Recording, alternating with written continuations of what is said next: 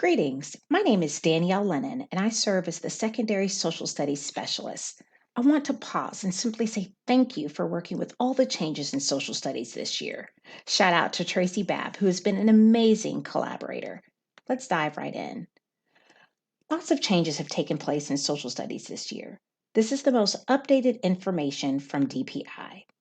On this slide, you can see the list of a few informal and formal social studies name changes. Most notable are the civics and economics name change.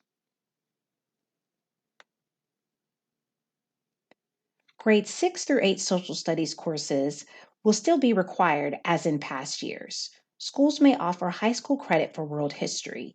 It is important to know that the score will not count towards the student's GPA. This allows students to have more room in their high school schedule for other desired courses. American History 1 and 2 and Founding Principles, Civics and Economics will no longer be offered as a class past this year. This is as of the February 2020 legislation social studies change. This chart breaks down the cohorts for graduation requirements based on ninth grade entry. This can also be found on the North Carolina Department for Instruction website. This is helpful when scheduling students during transition. 2021 to 2022 current freshmen, rising sophomores. 2020 to 2021 current freshmen, rising juniors. And 2019 and 2020 and earlier will be current juniors and rising seniors, just to keep track of the cohorts. We will quickly break down each cohort and the graduation requirements for the Future Ready course of study.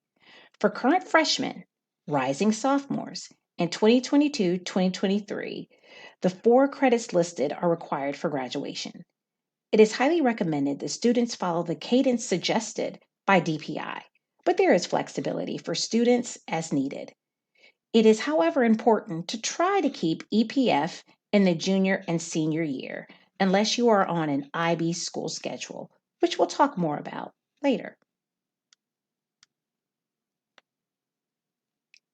For current sophomores, rising juniors, 4 social studies credits are required for graduation. Students will need an American History course. If students have already taken American History 1 or American History 2, or both, then they have satisfied the American History requirement. If not, they need to register for American History. Students will also need a Founding Principles course. If students have already taken Civics and Economics, they have satisfied this requirement. If not, they can sign up for Civic Literacy. For juniors, rising seniors, 4 credits are needed. For this group, they need a Founding Principles course, Civic Literacy or Civics and Econ, if it's already on their transcript, an American History course, American 1 and 2, American 1 or 2, and an additional social studies course. Examples of some of these classes that can count as an additional social studies credit are provided. These course offerings will depend on the availability at your school site. Some of the examples are African American Studies, Latin American Studies, American Indian Studies, American Humanities, Turning Points in American History, 20th Century Civil Liberties. But again, be sure, no double dipping. One class can't count as both a core graduation requirement and as an elective.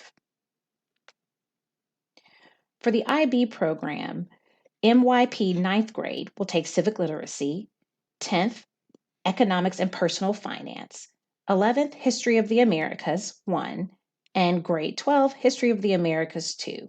Again, the most notable change is that EPF will be taken in the 10th grade for IB program students. If you have any questions, comments, or concerns, please feel free to reach out. Again, my name is Danielle Lennon, and I'm the Social Studies Specialist, and I would be happy to help.